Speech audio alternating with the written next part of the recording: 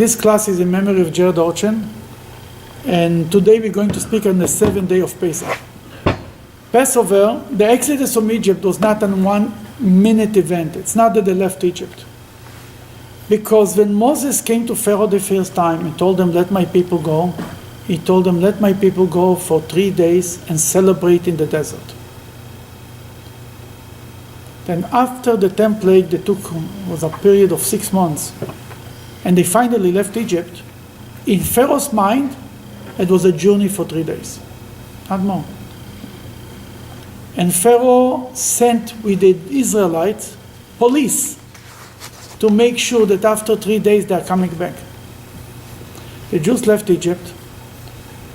Let's say this year it was Saturday noon. They left Egypt in the middle of the day, not the middle of the night, in the middle of the day. Daylight, bright day. The whole world should see them leaving Egypt. And it was one day, the second day is Sunday, the third day is Monday. Monday night, Tuesday, they told them, no, let's go back. They just told them, we are not going back. The taste of freedom, they're not going back. Then the police tried to force them. Then they beat up the police. Then the police run away back to Pharaoh to report to him that the Jews are not coming back. It took them a day to come back to Egypt. It's already the 4th day. Pharaoh had a change of heart. He said, what kind of a stupid move was this to allow the Israelites to leave Egypt? He mobilized his army and he told them, let's go beat them up. He mobilized every Egyptian that was left because it was after 10 plagues that destroyed Egypt, basically. But still there were a lot of people there. And he promised them, we will share the wealth, the booty that you take from the war. I will not take for the government everything for myself. We'll share equally. They're on the horses, they're running after the Jews. And the 5th day and the 6th day, they were running after the Jews. And as it's come before the 7 days, the Jews are close to the Sea of Reed, Red Sea, whatever you call it. And they look back, the Egyptians are coming. The Jews actually traveled back a little bit. Not forward, backward. And the Egyptians are coming with a whole army to take them back. And the Jews knew exactly what it means. It means to go back, and the sea is in front of them, mountains on the other side. There is nowhere to run away. Early the 7th day. And when the Jews were right there, they turned to God, they cried out to God, God help us. And then they turned to Moses and they told Moses, is there not enough graves in Egypt that you took us out to die in the desert? That was the sarcastic way they spoke to Moses, right? 7 days, less than 7 days after they took him out from Egypt. Didn't we tell you in Egypt, leave us alone? We rather be slaves to Pharaoh than die in the desert. And it's true. They told them in Egypt, leave us alone. They didn't want to hear. And here comes the Medrash, the Mechilta, and it's also in the Jerusalem Talmud. It says there were 4 groups by the sea. 4 factions. 4 ways of thinking. How to approach the problem. What to do. 4 parties. In America there's 2 big parties, then there is a 3rd party. In Israel there is 100 parties. Jews said only 4 parties is a miracle in its own right. Then they had 4 parties what to do. One opinion said, let's commit suicide. We try to go out from Egypt, the Egyptians are coming, we are not going back to Egypt. Are you crazy going back to Egypt? And maybe that's what God is expecting for us. God told us to go out from Egypt. God wants to see that we are ready to go all the way, no matter what. That was one opinion. The second opinion said, let's go back to Egypt. We tried to live. It was a nice try. It didn't work out. Maybe God took us out from Egypt. We should taste the smell of freedom. But really, we never said He wants us completely out of Egypt. And maybe they were even thinking that God told Pharaoh all the time for 3 days. Maybe that was it. Going out for 3 days and coming back.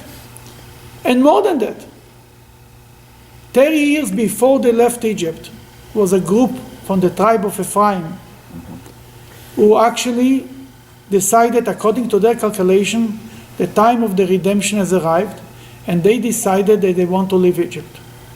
And even the great-grandfather Ephraim, the son of Joseph, was still alive, according to Medrash. He wanted he told them not to go. They decided they're going. And the leader, you know who was the leader?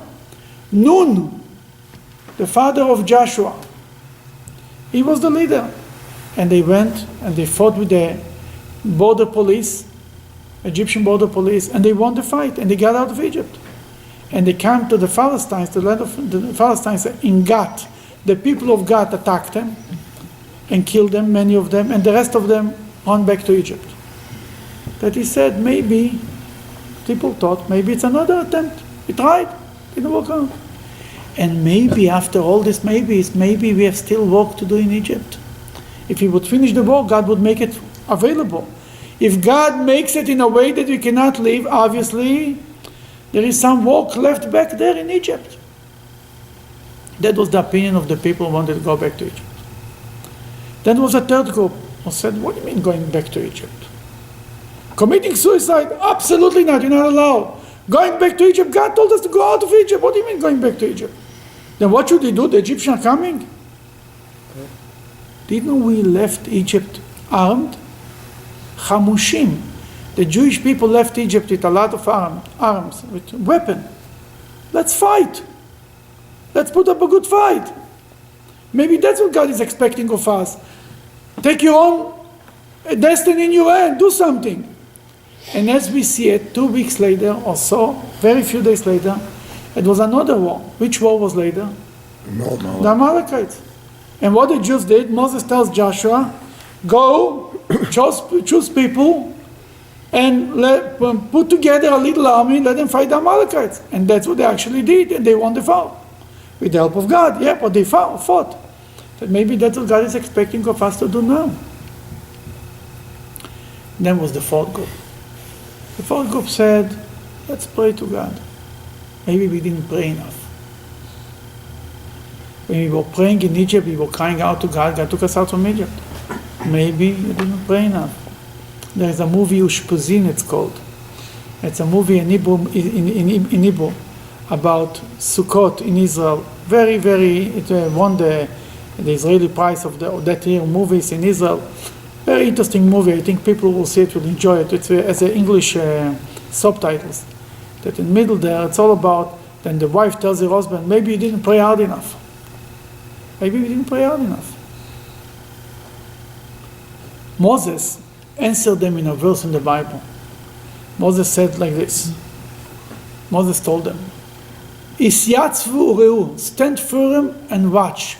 How God is bringing you salvation. Basically, don't jump, don't run don't jump yourself, don't throw yourself in the water, stand firm. The second group, he told them, you want to go back to Egypt? As you saw Egypt today, you will never see them again. Never. And forget about going back to Egypt.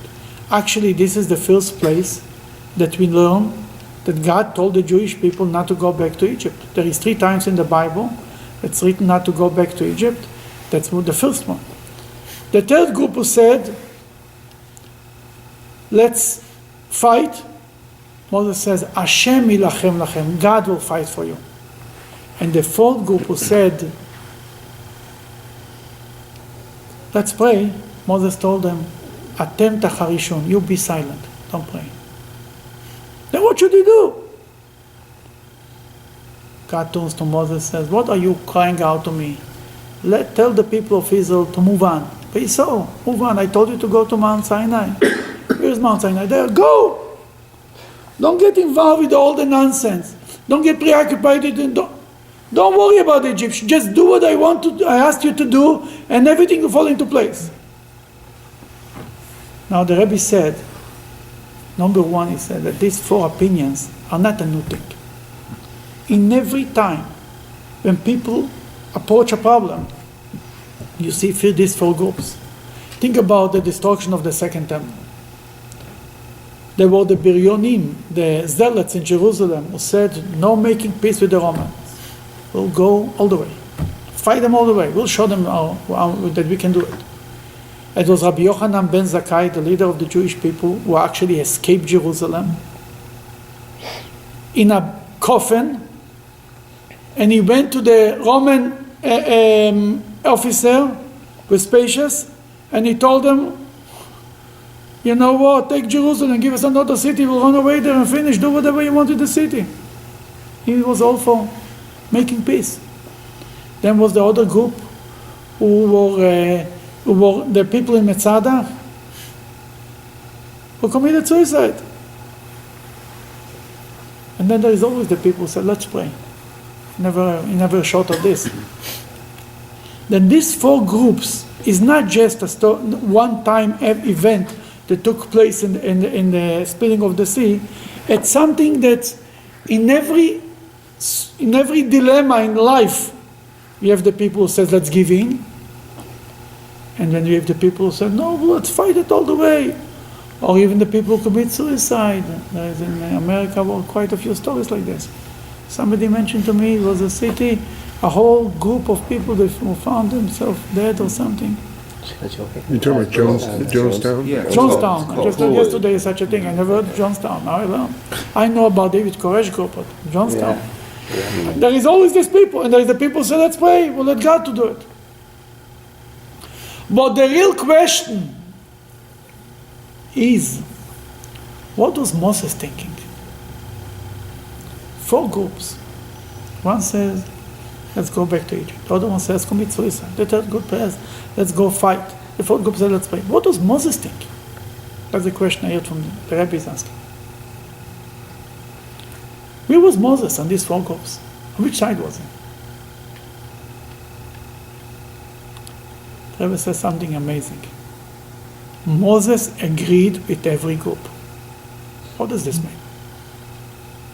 Now there's a famous joke about a couple came to the rabbi, and she says she complains against him. The rabbi says, you're right. He complains.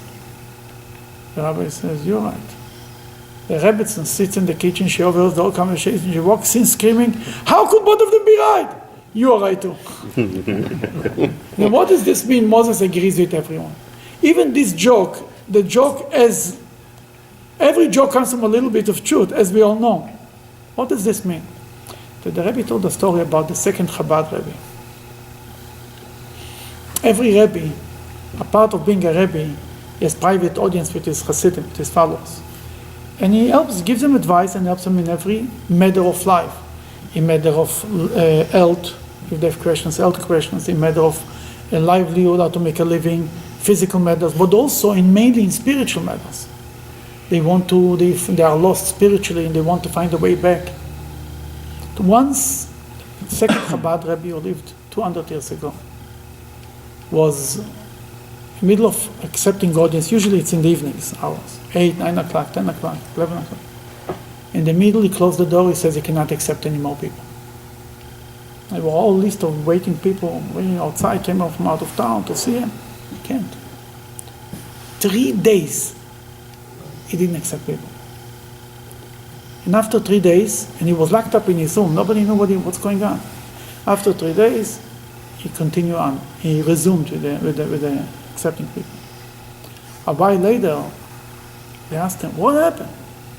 He says, when somebody came into my room to ask for help, to be able to help him, I need to get into his shoes. I need to really understand him.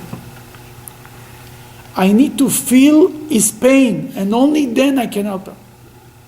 If I'm an outsider, tell him, do this, it's worthless. There's a difference between sympathy and empathy. Sympathy, I sympathize with you. Empathy is really feeling your pain, putting yourself in your situation, the other person's situation, and really the pain that this person feels, and from his perspective. You see a little child cries because he didn't get a toy. So yeah, just move on. Yeah, for you it's nothing. For him, the world came to an end.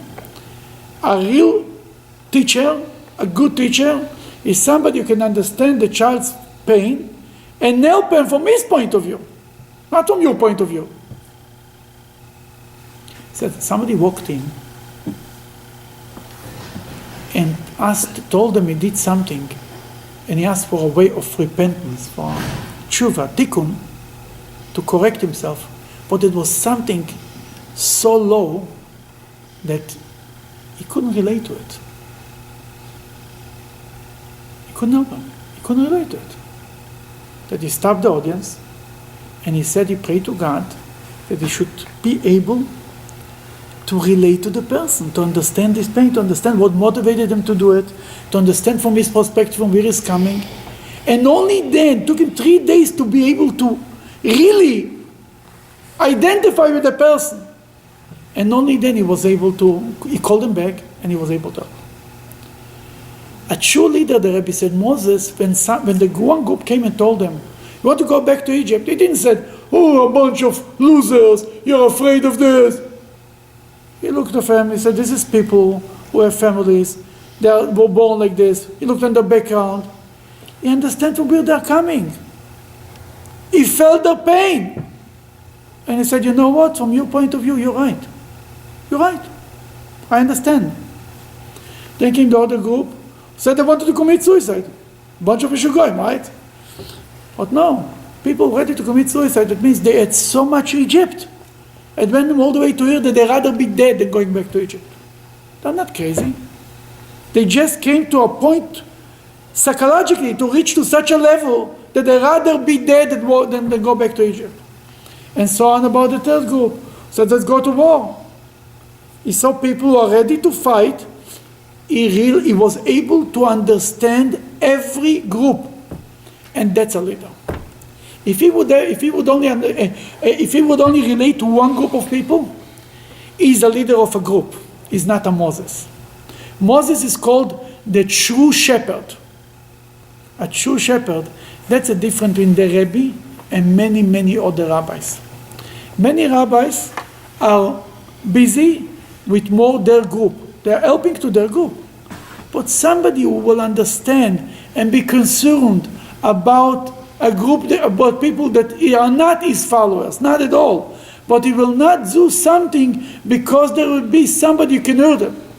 Many campaigns that Chabad rabbis came up and wanted to do, the Rebbe shut it down because it might hurt somebody that nobody even think. There was somebody wanted to he hired a plane in Israel and he threw flyers about Purim. People should know about the holiday, know the mitzvahs. After 2 years, the Rebbe sent them a letter and said, don't do it because there is older people in Israel, Holocaust survivors. They will go on the street and somebody will fall in their so stressed about the wars, they will think it's a bomb or something, they get scared. Don't do it. Then because maybe an old person who walks on the street of Tel Aviv will get scared, the Rebbe gave up an whole campaign that was very effective. That means somebody who cares for everyone. Why I'm saying it? There is many times people ask why you don't take a stand on politics. That many times, first of all, the Rebbe said that Chabad Rabbi should never get involved in politics. That's not the business. We have only one job, to bring Judaism, and that's it. To share Judaism with other Jews and not anything else. But more than that, a true leader has to have the ability to understand this person from where he is coming and the other person from where he is coming. What is his point of view and what's the other points of view. And when you are able to understand it and put yourself in other people's shoes, there is space for every point of view. And that means to be a leader. That's what was Moses.